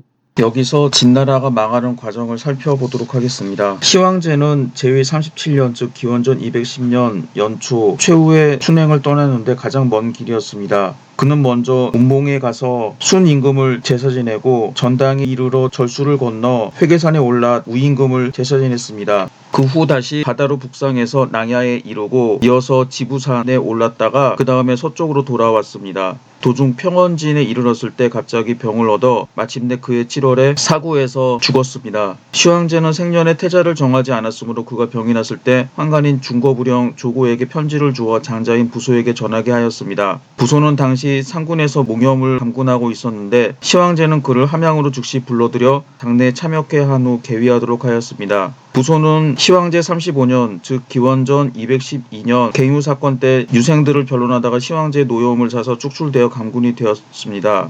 이 사건으로 보아 부소의 성격은 비교적 관대하고 개방적이었음을 알 수 있습니다. 그러나 이 편지가 미처 발송되기도 전에 시황제가 사망하자 조고는 몽염의 아우 몽의와 사이가 좋지 않았고 또 몽염은 부소의 신임을 두텁게 받았으므로 부소가 즉위하면 몽씨가 득세하여 자기에게 불리할 것이라고 생각했습니다. 이때 시황제 아들들 가운데 어린 호해가 옆에 있어 조고와 친했습니다. 조고는 호해에게 자립할 것을 권하여 호해가 응하자 조고는 이 일을 꾸미기 위해 승상 이사에게 동조할 것을 요청하였습니다. 이사도 그의 권세를 유지하기 위해 기꺼이 응했습니다. 그래서 두 사람은 조소를 고쳐 호해를 태자로 삼고 시황제의 죽음을 비밀로 하여 이미 썩은 그의 시체가 함양에 돌아온 후에 비교적 발상하였습니다. 호해가 정식으로 중계하고 이세왕제가 되었는데 그때 나이가 21살이었습니다. 호해는 어렸을 때 조고에게 법률을 배워 조고와 친했습니다. 즉위 후 먼저 몽씨 형제를 죽이고 공자 10여 명을 살해했습니다. 이세왕제는 황제의 자리가 견고해지자 점점 방종해지기 시작했고 조고는 그를 방탕으로 몰아넣었습니다. 이세왕제는 시황제가 미완성으로 남겼던 아방궁 건축 사업을 계속했습니다. 이 아방궁은 위수 이남에 위치하여 원래 넓이가 300여리에 달하며 남쪽은 남산에 북쪽은 함양과 직통하고 있었습니다. 그 전전만 해도 동서가 500보 남북이 500장으로 1만 명이 앉을 수 있었습니다. 이렇게 되어 그는 아버지가 완성하지 못한 사업을 완성하였는데 이 공사의 규모와 동원된 인원이 얼마나 많았는지는 상상할 수 있습니다. 그는 또 많은 개와 말 등 가축을 기르고 백성들의 콩, 좁쌀 등을 징발하여 사료로 쓰니 함양 부근의 100여리 이내 백성은 먹을 식량마저 없었습니다. 진은 시황제 통일 후 2세주기까지 모두 13년에 불과했으나 이 기간 동안 백성의 고통은 전혀 없이 컸었습니다. 전쟁과 변방의 방어에 사용되어 얼마나 많은 사람이 해를 입었는지 알 수 없고 다행히 생존한 자는 세금의 중화가 끝없는 노역에 동원되어 삶의 흥미도 잃었습니다. 또 금고를 당한 사람이 많았고 형벌이 참혹하였으며 형벌의 종류도 여러 가지가 있었습니다. 사형만 해도 요참, 육시, 효수, 팽, 문수 등의 형이 있었고 이 밖에 2, 3족, 3족을 멸하는 걸 뜻합니다. 연좌의 법이 있어서 개인의 생명을 유린하고 있었습니다. 정부의 조치에는 절대로 비평을 용납치 않았고 만약 불만을 나타내면 개인은 물론 온 가족의 생명이 그 대가를 치루어야 했습니다. 원래 진나라 사람들은 이와 같은 생활이 습관화되었으나 다른 육국은 비교적 자유로운 생활을 하였으므로 이러한 정치에 대해서 견딜 수 없었습니다. 시황제는 자기의 권위와 정치에 대해 주의를 간신히 유지할 수 있었으나 이세왕제는 시황제의 사치와 잔악함을 더욱 본받을 뿐이었습니다. 이세는 궁안은 깊숙이 살면서 공경대신을 만나지 않고 일체의 정무를 조고에게 맡겼습니다. 그런데 조고는 이를 기회로 상하를 기만하는 것이 능사였고 전횡만 일삼았기 때문에 그 결과 반란이 폭발하게 되었습니다. 기원전 209년 7월 진승 오광이 옛 초나라의 사수군 기연의 대택향에서 먼저 반란을 일으켰습니다. 이 두 사람은 본래 진의 하급 군관으로 징발한 여좌병 빈민들의 병사를 뜻합니다. 900명을 어양에서 전방을 지키도록 호송 중이었으나 비를 만나 길이 막혀 정해진 기일 안에 도착할 수 없게 되었습니다. 당시 법률에 따르면 군대가 기일을 어기면 전체가 차명을 당하였으므로 이 두 사람은 마침내 지휘관을 죽이고 사병들을 격려하여 반란을 일으켰습니다. 진승과 오광은 기병한 후 즉시 대택현과 기현을 점령하고 한편으로 기현 동쪽 지역을 공격하였으며 한편으로 친히 서진하여 많은 성을 함락하였습니다. 그들이 지금의 하남성 회양시입니다. 에 이르렀을 때 이미 전차가 600에서 700여 승, 기병이 1천여 명, 보병이 1만여 명이나 되었습니다. 진승은 진에서 자립하여 왕이라 칭하고 국호를 장초라고 하였으며 오광은 가왕이 되었습니다. 진승이 처음 반란을 일으키자 각 지방에서도 잇달라 관리를 살해하고 기병하여 이에 호응하였습니다. 그래야 일시에 진의 동부 지방은 혼란에 빠졌습니다. 특히 옛 초나라 땅에서 기병한 사람들이 가장 많고 그 세력도 컸습니다. 이는 전국시대 진과 초가 정치 사회적으로 전혀 상반된 국가에서 진은 철저한 응국국가로 백성들은 일체 자유가 없었으나 초는 비교적 관대하고 지역이 넓어 백성의 생활이 안정되고 자유롭기 때문입니다. 이것은 초의 문학작품으로 보아도 알 수 있습니다. 또 초의 영토 안에는 본래 무수한 이민족이 거주하고 있었고 초나라 사람들도 이들과 접촉하고 있었으므로 어떤 지역의 사람들의 풍속과 풍기는 상당히 사나웠습니다. 따라서 이처럼 자유스럽게 생활을 누리고 있었고 또 성격이 괄괄한 백성들이 진나라의 압제를 쉽게 받으려고 하지 않자 쉽게 충돌하게 되었습니다. 이밖에 진초 양국 사이에는 깊은 원한도 있었습니다. 즉 초회왕이 기원전 299년 진나라에 붙들려가 백사하였기 때문에 초나라 사람들은 이를 원통이 여기고 있었습니다. 시황제 말년에 초나라 땅에 이미 불안한 기운이 떠돌았으며 시황제가 최후로 남순한 것도 이와 관련이 있다고 추측됩니다. 진승은 왕을 자칭한 후 영토 확장에 들어갔습니다. 북쪽으로는 무신, 장이, 진여 등이 주나라 지역을 공격하고 주시가 위나라를 공격했으며 서쪽으로는 오광이 평양을, 주무는 함곡관을, 송류는 무관을 공격해서 바로 관중으로 들어가도록 하였습니다. 그러나 무신은 한단에 이르러 자립하여 조왕이라 칭하고 장이 진여를 재상과 장군으로 임명했습니다. 무신은 한강에게 연나라 땅을 공략하게 했습니다. 한광이 연나라 땅에 이르러 자립하여 연왕이 되었습니다. 주시는 위나라 땅을 평정한 후 동쪽으로 제나라 땅에 이르렀는데 그때 제왕실의 후예인 전담이 이미 자립하여 제왕이 되어 주시에게 항거하였습니다. 주시는 패하고 위나라로 돌아가 옛 위왕실의 후예인 위구를 위왕으로 삼았습니다. 주문도 함곡관을 넘어 함양 서쪽의 희에 이르렀습니다. 이때 그의 군사는 이미 병거가 1,000승, 병졸이 10만 명에 달했습니다. 이러한 모든 일은 진승이 난을 일으킨 지 3개월 만에 이뤄진 일입니다. 주문의 군대가 함양으로 육박하자 진나라는 크게 놀라 창졸관의 군대를 징집하지 못하고 여산에서 공사 중인 형도를 사면하고 노예 등을 해방하여 소부인 장감으로 하여금 응전하게 하였습니다. 그 결과 주문의 군대가 크게 패하고 함곡관 밖으로 도망갔는데 진나라 군대는 계속 추격하여 민지, 현재의 하남성 민지현입니다.에까지 이르자 주문은 자살하고 부하들은 흩어지고 말았습니다. 이때 오광은 형량을 호위하고 있었는데 아직 함락하지 못했습니다. 그 부하인 전장 등이 진나라 군사들이 올 것을 알고 준비하자는 건의에 오광이 따르지 않자 위험을 느끼어 이들은 진승의 거짓 명령으로 오광을 죽이고 진승은 전장을 상장으로 삼았습니다. 전장은 소수의 군대로 형양을 감시하고 자신은 장감을 맞아 형양 북쪽의 오창에서 싸우다 크게 패하고 전사했습니다. 장감이 승세를 몰아 동쪽으로 진 서쪽 지역에 이르니 진승은 친히 군대를 이끌고 출전하다 패하고 그 역시 측근에 의해 살해되었습니다. 송류의 군대가 이미 남양을 평정하였으나 진승이 죽은 후 남양에서 다시 반란이 일어난 진나라에 복귀하므로 송류도 진에 항복하였으나 진나라에 살해되었습니다. 이 사건들은 모두 2세 2년 즉 기원전 208년 초 몇 개월 사이에 일어났습니다. 진승의 세력은 소멸되었으나 각지의 기병은 갈수록 많아졌습니다. 진나라에서는 장감만이 동서를 분주하여 평정하여 진말의 큰 인물이 되었습니다. 그는 처음에 전쟁에서 계속 승리했지만 불길처럼 일어나는 각지의 반란을 막을 수 없었고 마침내 그도 패하고 말았습니다. 2세 원년 9월에 강강 남쪽의 회계군 치하의 오현에서 항량과 그의 조카 항우가 군대를 일으켰습니다. 항량은 초의 명장 항연의 아들로 원래는 하상에 살고 사람을 죽인 다음 항우를 데리고 오울에 망명하여 그곳 사대부의 추앙을 받고 있었습니다. 항우도 장성하여 용감하고 힘이 세기로 이름났습니다. 진승의 반란 소식이 전해지자 이들은 회계태수를 습격하여 죽이고 항량이 군수 자리를 대신하게 되었습니다. 이어서 사람을 모집하자 8천여 명의 무리가 모여 항량이 직접 지휘하고 항우를 비장으로 삼았습니다. 다음해 3월 항량과 항우는 군대를 이끌고 장강을 건너 북상하면서 도중에서 군대를 일으킨 진영, 영포 등을 맞아들이고 합의에 이르러 병력이 6, 7만에 달했습니다. 이때 평성 동쪽에는 진가가 지휘하는 의병이 옛 초의 귀족인 경시 후에 경구를 초왕으로 삼았었는데 이들도 항량에게 병합되었습니다. 또 스스로 패공이라 칭했던 패 사람 유방의 세력도 흡수하였습니다. 유방은 본래 진사수의 진장이었습니다. 사람들 및 주색을 좋아하고 생산은 하지 않으면서 재산을 가벼이 하고 쓰기를 좋아했으므로 사람을 잘 사귀었습니다. 한때 그는 정부 지시에 따라 형도들을 이끌고 여산으로 복역하려는 도중 도망한 자가 적지 않았으므로 풍현 서쪽에 늪을 지날 때 모두 석방하고 따르기를 원하는 형도 10여 명과 함께 망, 탕 두 현의 산속에 숨었습니다. 이때 진승이 기병하자 패현 사람들이 패령을 죽이고 유방을 옹립하여 패공으로 삼고 현 안에 자재를 모아 2~3천 명을 얻었습니다. 그 후 패풍, 탕 등 현을 점령하고 항량에게 귀속하였습니다.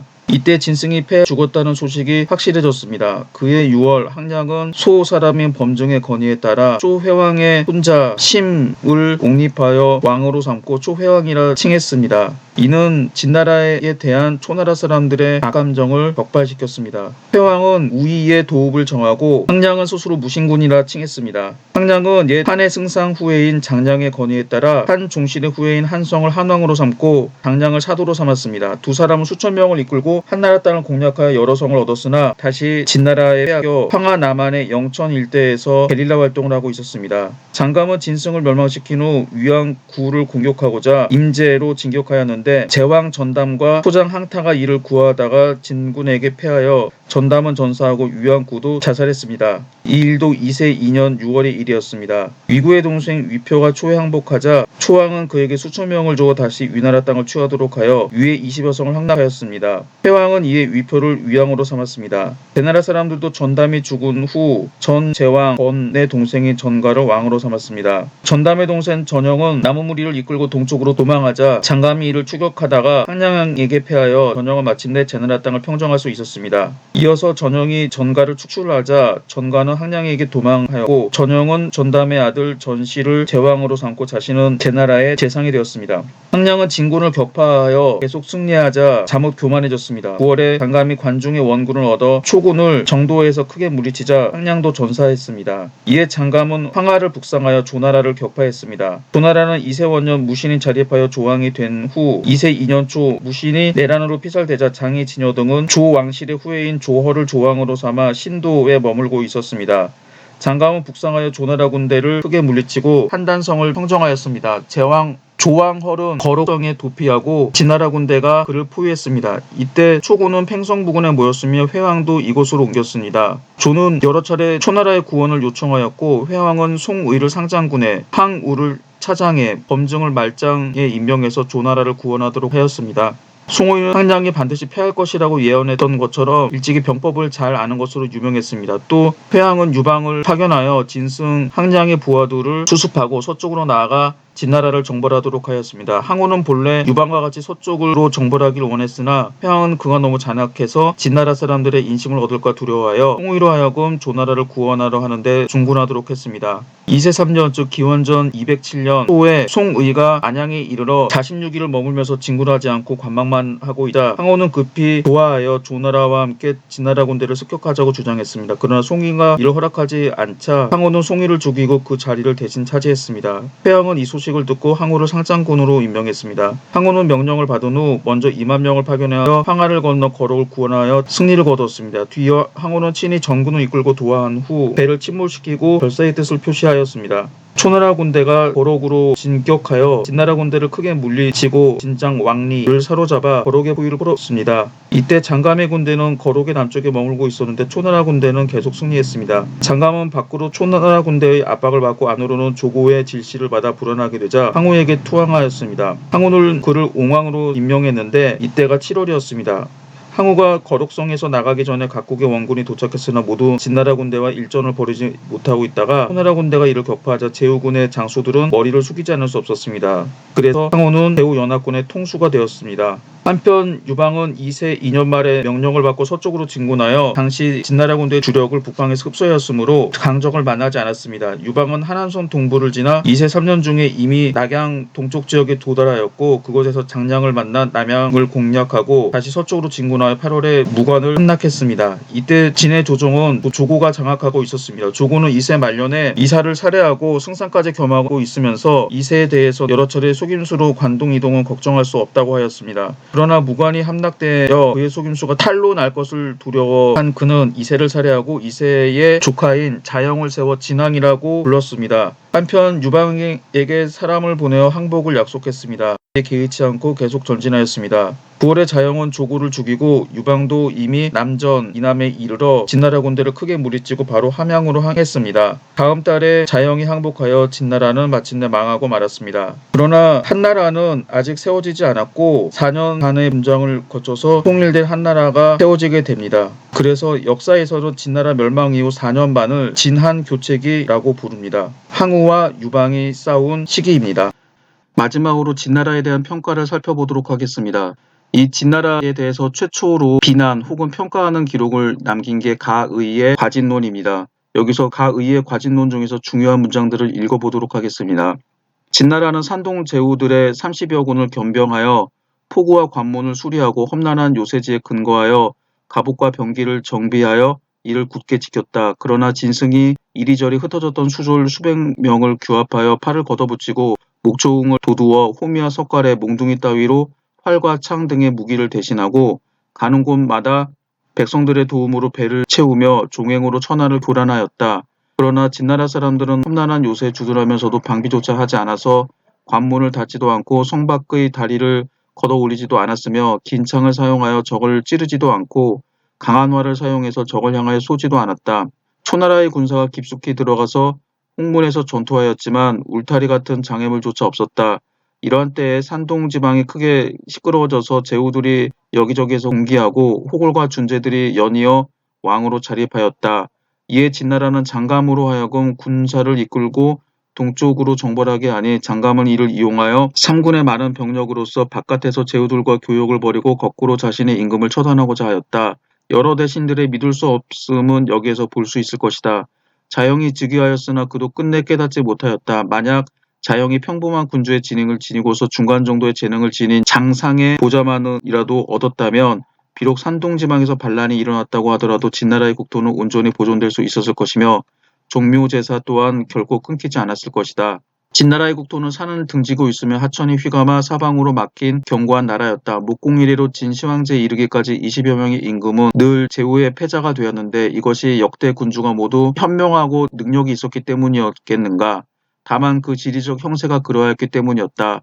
더욱이 천하는 일찍이 마음과 힘을 모아서 진나라를 공격하였으니 당시 현인과 지사들이 한데 모여들어 뛰어난 장수는 자신의 군대를 이끌고 현능한 재상은 각자의 지혜와 계책을 나누었지만 진나라의 험고한 지세에 막혀서 진격할 수 없었다. 진나라는 이에 그들을 맞아들여 싸우기 위하여 관문을 활짝 열었으니 100만의 병졸들은 패주하고 결국은 괴멸당하고 말았다. 이것이 어찌 용력과 지혜가 모자랐기 때문이었는가? 지형이 불리하고 지세가 유리하지 못했기 때문이었다. 그런 다음 진나라는 작은 고을을 큰 성에 합병하고 험고한 요새를 지키며 주둔하여 볼을 높이 쌓고 싸우지 않으면서 관문을 닫아 걸고 요새를 점거하여 무기를 걸머진 채 이를 수비하였다. 제후들은 필부 출신으로 서로 실리를 쫓아 연합하였으니 이것은 소왕의 덕행을 찾을 수 없었던 까닭이었다. 그들은 서로 간의 교분이 친밀하지도 못했고 그들의 부하들도 추종하지 않았으며 진나라를 멸망시킨다는 것을 명분으로 삼았으나 실제로는 자신들의 이익을 위해서 움직였다. 따라서 그들은 진나라가 험난한 요새지로 둘러싸여 있었기 때문에 침범하기 어렵다는 것을 알고 반드시 군사를 퇴각시켰을 것이니 그런 후에 자기의 나라를 안정시키고 백성들을 쉬게 하며 다른 나라들이 쇠퇴하기를 기다려 약소한 나라를 거두고 취하고 피폐한 나라들을 도움으로써 대국의 제후를 호령할 수 있음을 알았다면 천하를 얻지 못하는 것을 그렇게 근심하지는 않았을 것이다.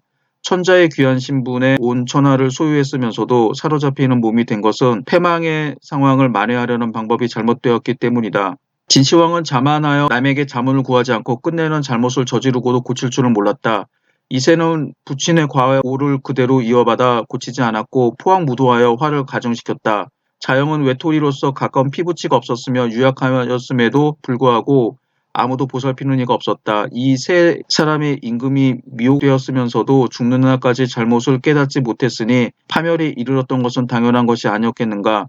그 당시 세상에 생각이 깊고 시세 변화를 아는 인물이 없었던 것이 아니었건만 과감하게 충성된 마음을 다하여 황제의 잘못을 막지 못했던 이유는 진나라의 습속에 꺼리고 피해야 할 금기가 많아서 충성스러운 간언을 하는 사람은 말도 끝나기 전에 목숨을 잃게 되었기 때문이다. 따라서 천하의 선비들로 하여금 귀를 기울여 듣게만 하고 두 다리를 한데 모은 채 입을 꾹 다물고 아무 말도 하지 못하게 하였다. 이것 때문에 새 임금이 정도를 잃어도 충신은 감히 간언하지 못하고 지사는 감히 모책을 내지 못하였으며 천하가 어지러워진 다음에도 이 간악한 일이 임금에게 알려지지 못했으니 이 어찌 애처로운 일이 아니었겠는가. 천황은 상하의 언로가 맡기는 것이 나라를 망치는 것을 알았기 때문에 공경사대부를 두어서 법령을 정비하고 형벌을 두어서 천하를 다스렸다.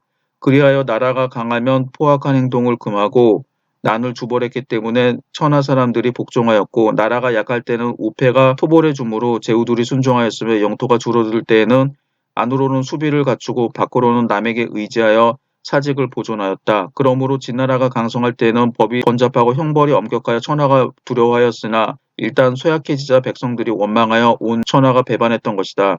주나라의 오선은 정도를 얻었기 때문에 천년 동안 국가의 명맥이 끊이지 않았으나 진나라는 본말을 모두 상실했기 때문에 오래가지 못하였다. 이런 점으로 본다면 안정과 유망의 근본에는 현격한 차이가 있는 것이다. 속담에 지난 일을 잊지 않는 것은 후일의 귀감이 될 수 있다라고 하였다. 이 때문에 군장은 나라를 다스릴 때는 전대의 일을 자세히 살펴보고 당대에 증언해보고 인사를 참작하여 성세의 이치를 이해하고 모략과 형세의 적합함을 세심히 살펴서 취사의 순서가 있으며 변화의 그 시기가 있었기 때문에 오래도록 계승되고 나라가 태평한 것이었다.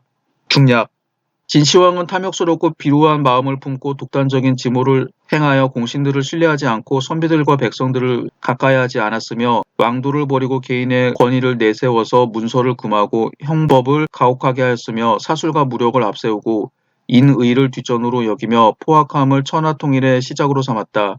대체로 천하를 합병할 때에는 계략과 무력을 중하게 여기며 안정되었을 때에는 권력을 순종하는 것을 귀하게 여기니 이는 천하를 얻는 것과 지키는 것의 방법이 다르다는 것을 말하는 것이다.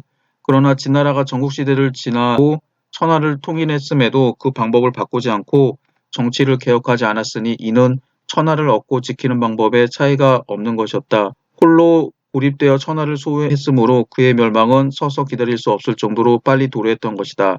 만일 진시황이 전대의 일들을 고려하고 은나라와 주나라의 경험을 본보기로 삼아서 자신의 정책을 결정하고 시행했다면 후에 설사 방자하고 교만한 임금이 있었다고 하더라도 나라가 기울고 위태해지는 환난은 없었을 것이다. 때문에 사망은 천하를 세워서 그 명성이 아름답게 드러나고 공업과 위협이 길이 전해지는 것이다.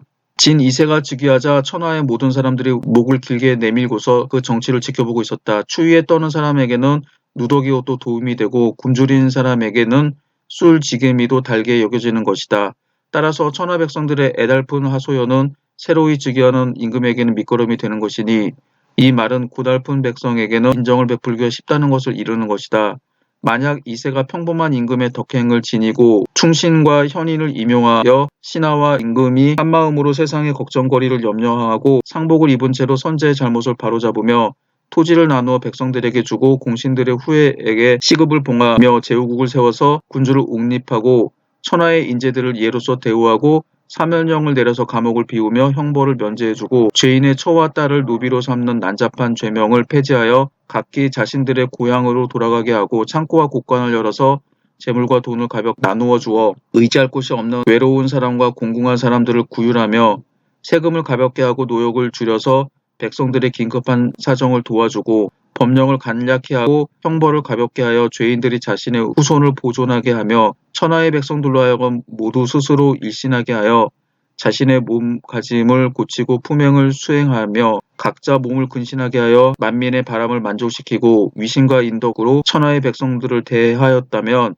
천하의 사람들이 모여들었을 것이다. 만약 천하의 백성들이 모두 기뻐하며 각자 자기가 처해 있는 위치에서 편안히 생업을 즐기고 오직 변란이 발생할까만을 염려하며 설사 교활한 백성들이 있다고 하더라도 군주를 배반한 마음을 가지지 않는다면 정도를 벗어난 신하도 자기의 간교를 꾸밀 방법이 없었을 것이며 풍란에 간악한 일들도 그칠 것이다.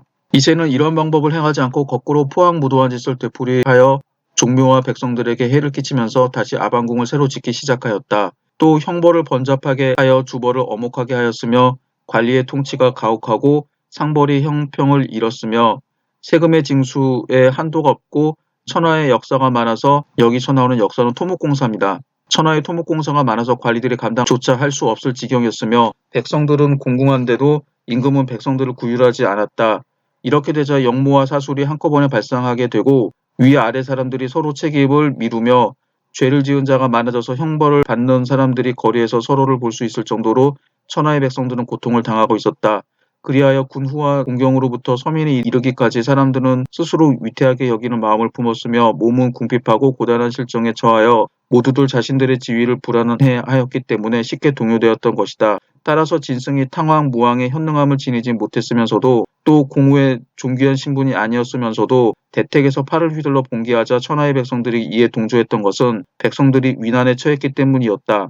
그러므로 선왕은 일의 처리와 끝의 변화를 보고서 존망의 기미를 알았으므로 백성들을 다스리는 도리는 다만 백성들을 편안하게 해주는 데에 있음을 알고 그것에 힘썼을 뿐이었다. 이렇게 하면 설사 천하의 바른 일에 역행하는 신하가 있다고 하더라도 필시 그들을 돕는 동조자는 없었을 것이다.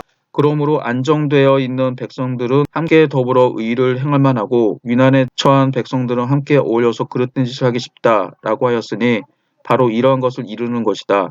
천자의 귀한 몸으로 온 천하를 소유하고서 그 자신은 죽음을 면하지 못한 것은 바로 기울어가는 것을 바로잡으려는 방법이 잘못되었기 때문이다. 이것이 바로 이세의 과오인 것이다. 잘 들으셨나요? 여기 좀 길긴 하지만 이 문장을 인용한 이유가 혹시 나중에 이 과진론이라고 하는 문장에서 시험 문제가 출제될지도 모르기 때문입니다. 그리고 여기 있는 문장에서 진시황제와 이세황제의 잘못뿐만 아니라 진나라가 망하는 과정을 자세하게 설명했기 때문에 앞에서 진나라의 멸망 과정을 아주 간단하게 살펴봤습니다. 이 과진론이 했던 주장이 맞는지 틀리는지는 사람에 따라서 좀 달라질 수는 있습니다. 그러나 이 가의의 과진론은 진이 멸망한 이유를 처음으로 분석했다는 점에서 아주 중요한 글입니다. 진시황제가 진짜로 폭정을 행했으며 중국 사람들을 괴롭게 만들었는가? 사실일 수도 있고 아닐 수도 있습니다. 진나라 뒤를 이어 두 번째 통일왕조였던 한나라 사람들은 자신들의 정당성이 진나라의 폭정 때문이었다라고 주장합니다. 그래서 진나라 때 있는 제도와 정치들이 모조리 잘못됐다라고 주장을 하게 되죠. 그래서 진시황제는 무조건 폭군, 진나라의 제도는 무조건 나쁘다라고 하게 됩니다. 그러면서 나중에 유학자들이 권력을 장악하게 된 다음 법과 사상을 채용했던 진나라를 더욱더 욕하게 되는 거죠. 그 이후에 이런 악평들이 계속 쌓이게 되면서 진시황제는 역대 정근대 시대 중국에서는 폭군의 대명사, 걸주와 아울러서 폭군의 대명사로 낙인키게 됩니다. 그리고 진나라 시대에는 폭정으로 얼룩진 역사였다라고 하죠.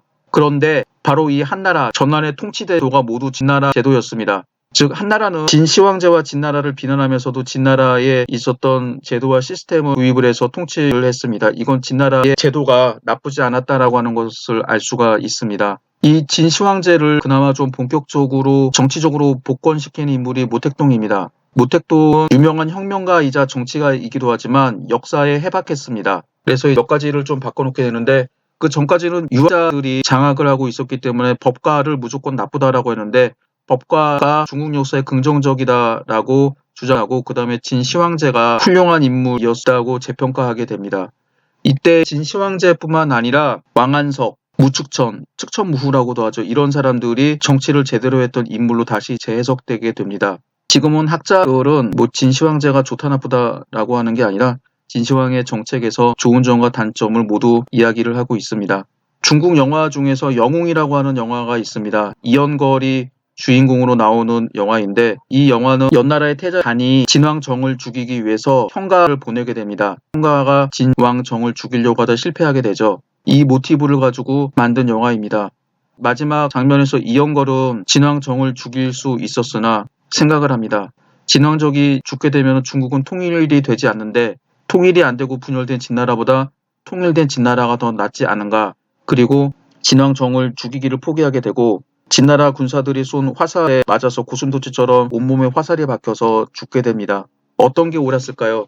지금 와서 드는 생각은 진시 황제가 통일하고 그 이후에 통치하는 그 과정에 살았던 사람들은 엄청나게 힘들게 살았을 것입니다. 지옥이 자신이 살던 세계보다도 훨씬 더 좋다라고 생각을 했었겠죠. 당시 사람들한테 진나라 시대는 진짜 폭정이고 암흑과 같은 시대였지만 긴 중국의 역사에서 돌아보면은 진나라 시대에는 결국 통일 중국이라고 하는 위대한 유산을 물려주게 됩니다. 진시 황제가 만들었던 황제제도, 짐, 그리고 황제라고 하는 칭호 자체, 이런 황제 제도와 황제 지배체제, 군현 지배체제는 이후 왕조에도 계속 계승이 됩니다. 물론 디테일은 더 추가가 되고 필요 없던 거는 없어지기도 하긴 합니다만 이런 제도가 계속 이어지게 됐고 이런 제도들은 중국에서 통일왕조가 기본적으로 200년 정도 유지가 되는데 이처럼 전 세계사에서 통일왕조가 중국 정도 되는 거대한 면적을 가진 국가가 오랫동안 통일을 유지할 수 있었던 제도가 바로 이 진나라에서 만들어지게 됐던 겁니다.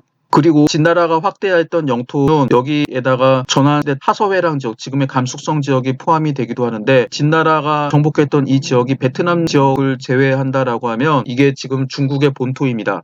중국 본토라는 말이 조금 그렇긴 한데 중국 본토라는 말은 다시 말하면 한족, 지금 중국인이라고 하는 이 한족들이 사는 땅을 중국 본토라고 합니다. 이 지역이 영토가 확대가 되고 축소가 됐던 적이 있으나 이 진나라 때 만들었던 영토가 중국 역대 왕조의 기본적인 영역이었습니다. 20세기 전반기에 중화민국이라고 하는 국가가 있지만 서로 이제 군벌들로 나눠졌을 때 서로 이 사람들이 중국의 정체성에 대해서 생각을 합니다. 중국은 어디까지가 중국인가? 그 당시에는 만주를 일본에게 뺏겼고 신강 위구르 자치구 지역에서도 여러 차례 독립운동이 있었고 티벳은 달라이라마가 통치하는 국가였습니다. 그러다 보니까 중국이라고 하는 나라들은 여기 있는 나라들을 뺀 기본적으로 진나라의 기본 영토에 해당하는 지역이 중국이다라고 많은 사람들이 생각을 했죠. 물론 그렇게 되면 북부 베트남 지역이 있어서 좀 안 되긴 하는데 그래서 기본적으로 진나라의 영토에서 북부 베트남과 우리나라 일부 지역을 뺀 이런 지역들을 중국인들은 당시 진나라가 한반도 북부 일부 지방도 지배했다라고 생각을 했다고 합니다. 그래서 뺀 지역이 이제 중국 본토라고 생각하면서 한족만의 국가를 만들자라고 이제 주장을 하기도 했었던 거죠. 요약하겠습니다. 진나라는 후세 정근대 시대 여러 왕조들에게 황제 지배체제, 군현 지배체제, 만약에 있다고 하면 제민 지배체제, 그리고 중국 본토라고 하는 4가지를 남겨주었습니다. 이런 점에서 진시황제의 첫 번째 통일과 그 통치는 비록 잘잘못은 있다라고 하더라도 높이 평가되어야 될 것입니다. 이상으로 강의를 마치겠습니다. 감사합니다.